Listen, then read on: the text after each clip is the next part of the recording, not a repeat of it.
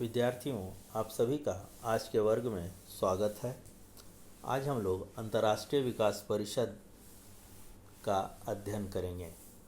अंतर्राष्ट्रीय विकास परिषद विश्व बैंक का एक महत्वपूर्ण संस्था है जिसकी स्थापना सन 1960 में की गई थी। यूँ तो यह परिषद कानूनी और वित्तीय तौर पर विश्व बैंक से अलग संस्था है, फिर भी इसे विश्व बैंक का एक सहयोगी संस्था माना जाता है। विश्व बैंक की संगठन से ही मिलता जुलता परिषद का भी संगठन है। परिषद के कुछ विभागों को यदि छोड़ दिया जाए तो इसके अधिकांश अधिकारी विश्व बैंक के ही होते हैं।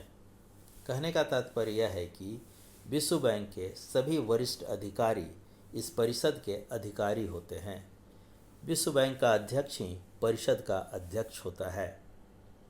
अंतर्राष्ट्रीय विकास परिषद की सदस्यता उन्हीं देशों को प्राप्त है जो विश्व बैंक के सदस्य होते हैं। जब कोई देश विश्व बैंक की सदस्यता का परित्याग करता है तब उसकी अंतर्राष्ट्रीय विकास परिषद की सदस्यता स्वतः ही समाप्त हो जाती है।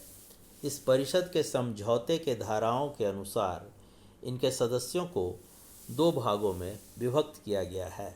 पहले भाग में विकसित देशों को रखा गया है जबकि दूसरे भाग में विकासशील देशों को रखा गया है। वर्तमान समय में इसकी सदस्यों की संख्या 173 है। परिषद के कुछ उद्देश्य निर्धारित किए गए हैं जो इस प्रकार हैं। परिषद का पहला उद्देश्य यह है कि विश्व के निर्धनतम देशों से निर्धनता को दूर करने के लिए सहायता प्रदान करे।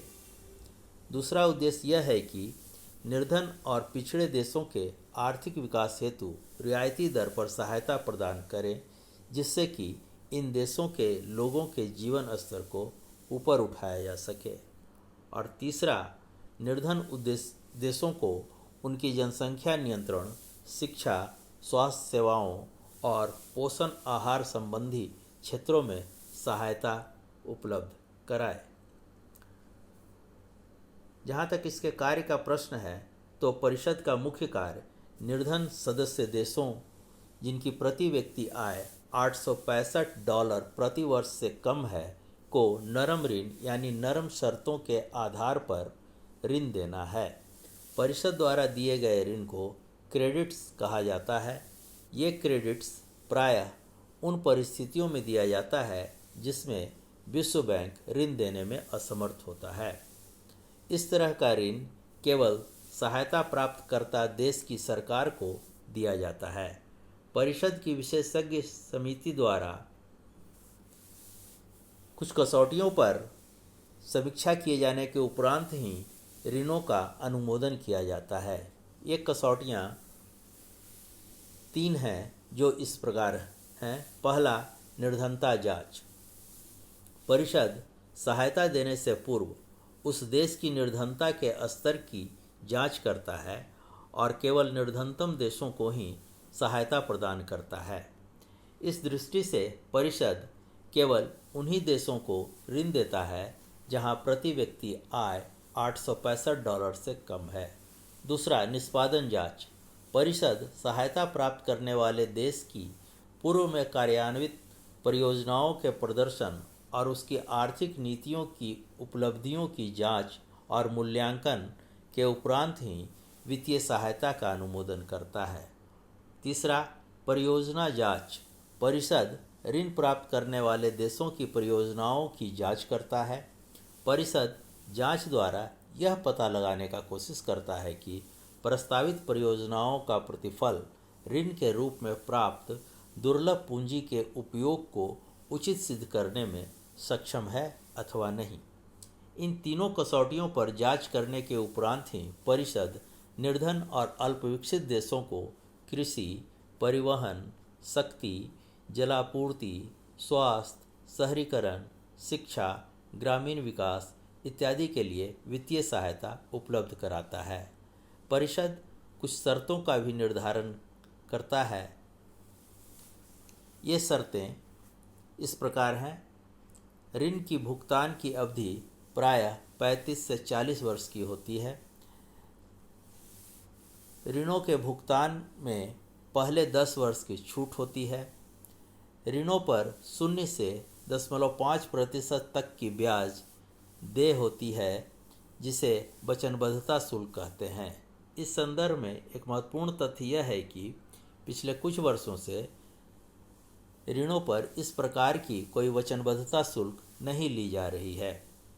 ऋण के रूप में आवंटित राशि पर 0.75% प्रति वर्ष की दर से प्रशासनिक शुल्क वसूल की जाती है। गैर परियोजनाओं और परियोजनाओं दोनों के लिए ऋण प्रदान किए जाते हैं। इस प्रकार अंतर्राष्ट्रीय विकास परिषद निर्धन और अर्धविकसित देशों को वित्तीय सहायता देने का कार्य करता है। परिषद के कार्यों का अवलोकन करने पर हम यह पाते हैं कि यह संस्था निर्धन देशों से निर्धनता को दूर करने के लिए विकास और गैर विकास परियोजनाओं हेतु बड़े पैमाने पर नर्म ऋणों को आवंटित किया है।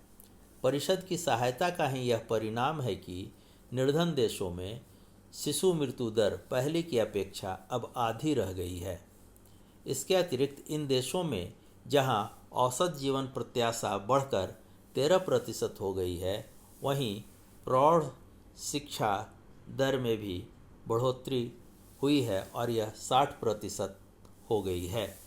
इन उपलब्धियों के बावजूद परिषद अपनी वित्तीय खामियों के कारण निर्धन देशों को पर्याप्त मात्रा में सहायता नहीं कर पा सकी है। सामर्थ्यवान सदस्य देश, विशेषकर अमेरिका, परिषद की आपूर्तियों को बढ़ाने में प्रायः बाधक बने हुए हैं। ऐसी परिस्थिति में यह कहा जा सकता है कि जब तक G7 के देशों द्वारा आवश्यकता अनुसार अंतर्राष्ट्रीय विकास परिषद की प्रत्येक 3 वर्षों के बाद आपूर्तियां बढ़ाई नहीं जाती हैं, तब तक परिषद अपने उद्देश्यों को प्राप्त करने में सफल नहीं हो सकता है। जहाँ तक भारत का प्रश्न है, तो भारत को परिषद से काफ़ी मात्रा में आर्थिक सहायता मिली है। परिषद से भारत को कृषि उद्योग, आधारिक ढांचा, सिंचाई, ऊर्जा, शहरी विकास, ग्रामीण विकास, संरचनात्मक समायोजनों, सामाजिक सेवाओं आदि के लिए ऋण प्राप्त हुआ है।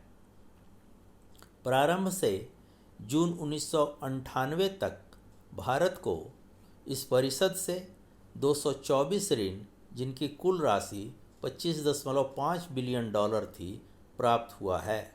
परिषद द्वारा 1998-99 की अवधि में भारत को 4 परियोजनाओं के लिए $654 मिलियन का ऋण प्राप्त हुआ था, जिसमें से सामाजिक सुरक्षा कार्यक्रम के लिए सबसे अधिक राशि $595 मिलियन थी। सामाजिक सुरक्षा कार्यक्रम के अंतर्गत प्राथमिक शिक्षा, स्वास्थ्य की देखरेख, छुआछूत की बीमारियों पर नियंत्रण, पोषणहार और खाद्य सुरक्षा आते हैं। भारत को 1979-80 तक अंतर्राष्ट्रीय विकास परिषद की सहायता का 40% हिस्सा प्राप्त हो रहा था, किंतु सन 1980 में चीन द्वारा इस परिषद का सदस्य बन जाने के बाद से भारत को मिलने वाली सहायता के हिस्से में निरंतर कमी होती जा रही है। सन 1981 से 1985 की अवधि में भारत को 30.5% सहायता प्राप्त हुई थी और उसके बाद से यह दर कम होती जा रही है। पिछले कुछ वर्षों में परिषद द्वारा प्राप्त कुल सहायता का हिस्सा सिमटकर केवल 15 से 20% प्रतिवर्ष रह गई है। धन्यवाद।